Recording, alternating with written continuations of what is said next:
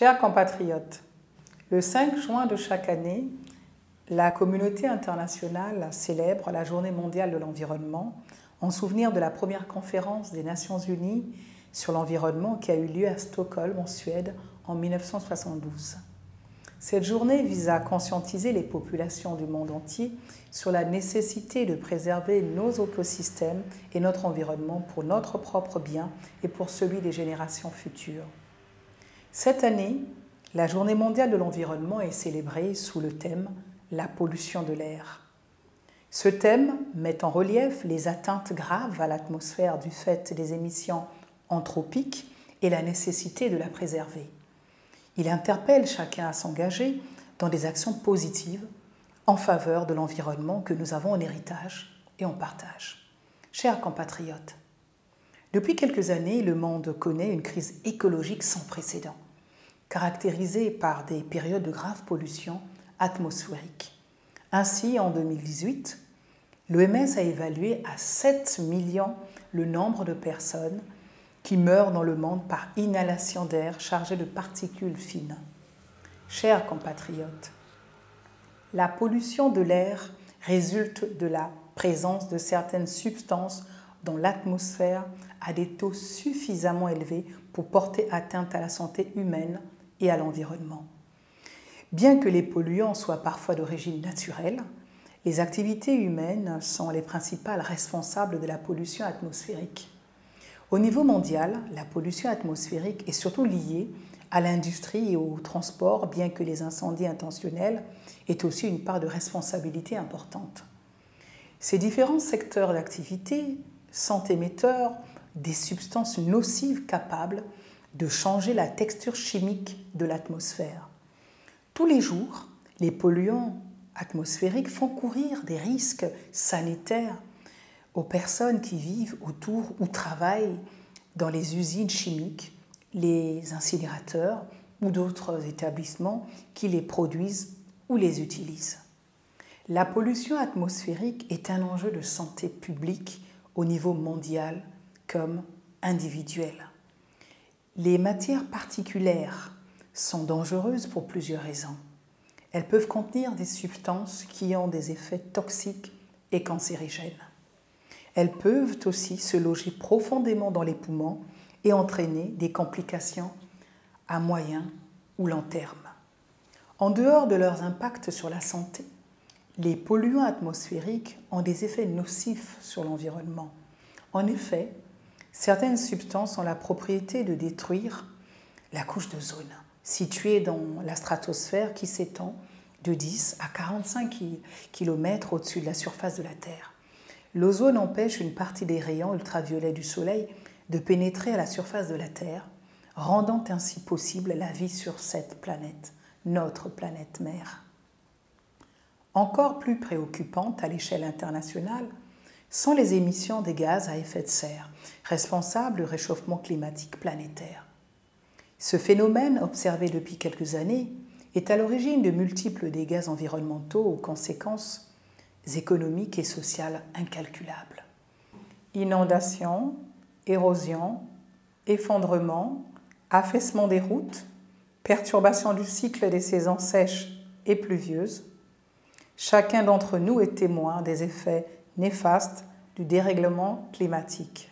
Chers compatriotes, notre pays, le Congo, n'est donc pas exempt de la pollution de l'air. Notre quotidien le démontre si bien. Dans nos campagnes, les techniques agricoles utilisées jusqu'à ce jour, notamment la pratique sur brûlis, contribuent à la pollution de l'air. Dans nos villes, le secteur du transport est en partie caractérisé par l'importation et l'utilisation des véhicules de seconde main hautement polluants. Ces moyens de transport sont les deuxièmes responsables de la pollution de l'air après l'industrie.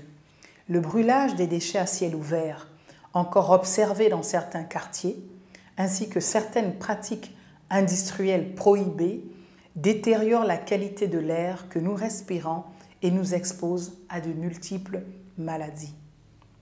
La hausse vertigineuse des maladies cancérigènes ces dernières années en est la triste illustration. Conscient de ce que les problèmes environnementaux doivent faire l'objet de solutions à échelle tant nationale que mondiale, le Congo, notre pays, a toujours marqué sa détermination à soutenir la cause écologique, notamment à travers la ratification de nombreux accords internationaux y relatifs, mais aussi par l'adoption au niveau national de toute une série de lois, de mesures et d'initiatives protectrices de l'environnement et des populations. Aujourd'hui, l'environnement figure au nombre des axes prioritaires définis dans le projet de société de son Excellence Denis Sassou Nguesso, président de la République, la marche vers le développement. Il occupe une place non négligeable dans le cadre du plan national de développement 2018-2022. Est-il besoin de rappeler en effet que loin d'être antinomiques, développement durable et protection de l'environnement se complètent. L'un ne va pas sans l'autre et inversement. Chers compatriotes, la Journée mondiale de l'environnement que nous célébrons aujourd'hui nous interpelle tous. Elle nous invite à renouveler notre engagement individuel et collectif en faveur de l'environnement.